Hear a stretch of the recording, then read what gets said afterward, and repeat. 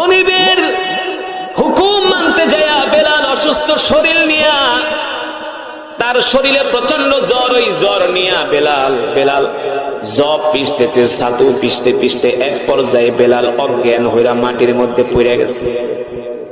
অজ্ঞান হয়ে মাটির মধ্যে পড়ে গেছে। কেউ তো বেলালের মাথায় পানি ঢেলে দেয় না, কেউ তো বেলালকে আদর করে না। ওই অবস্থায় অজ্ঞান হইয়া বেলাল মাটির মধ্যে লুটায় পড়ছে, ঘুমায় গেছে। একজন গোলাম সারাদিন কাজ করে আবার রাত্রবেলাও দিছে কাজ, একটা মানুষ আর কতই পারে। এই অবস্থায় বেলাল অজ্ঞান হইয়া ঘরের মধ্যে পড়ে রয়েছে, সেন্সলেস হয়ে গেছে, কোনো জ্ঞান নাই। যখন সকাল বেলা হয়, বেলালের মনি বেলালের ঘরে এসে দরজা নক করে। বেলাল ঘরের দরজাও খুলতে পারে না, কারণ সে তো অসুস্থ হইয়া পড়ে আছে। এক পর্যায়ে এমন জোরে দরজার মধ্যে আঘাত করে, দরজা ভেঙে বেলালের মনি ঘরের মধ্যে প্রবেশ করে দেখে বেলাল ঘরের ভিতরে শুয়ে আছে। এই অবস্থা দেখাই যখন দেখলো তার কাজ অর্ধেক হয়েছে, অর্ধেক হয় নাই। ছাতুগুলো অর্ধেক পিষেছে, অর্ধেক পিষে নাই। জবগুলো অর্ধেক পিষেছে, অর্ধেক পিষে নাই। এটা দেখা বেলালের মনিবের মেজাজ গরম হয়ে গেছে। এই অবস্থা দেখাই আর কোনো কথা নাই, বেলালের চুলের মুঠি ধইরা বেলালের চেহারার ভিতরে মারতে শুরু করছে।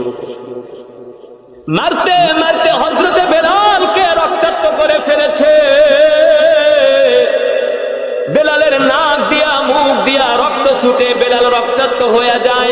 আর মনিব বলে, এ গোলাম, গোলামের বাচ্চা গোলাম, কাজ দিছি, আমার কাজ কেন সম্পূর্ণ করস নাই? তুই তো আমার গোলাম, তুই আমার কথা কেন শুনলি না?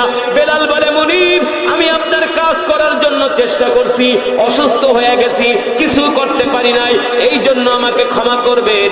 এই কথা বলার পরে বেলালের উপরে আরো অত্যাচার বাড়ায় দিছে। হযরত বেলাল বলে, এখানেই শেষ না।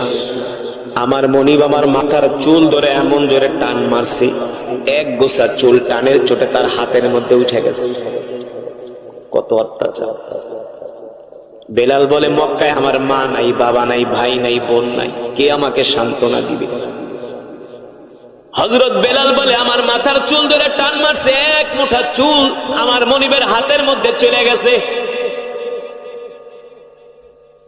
মাথা থেকে রক্ত বের হচ্ছে, এখানে শেষ না। হযরতে বেলালকে ঘর থেকে ধাক্কা দিয়া বাহিরে ফালাই দিছে, বলে, যা গোলাম, বের হয়ে যা।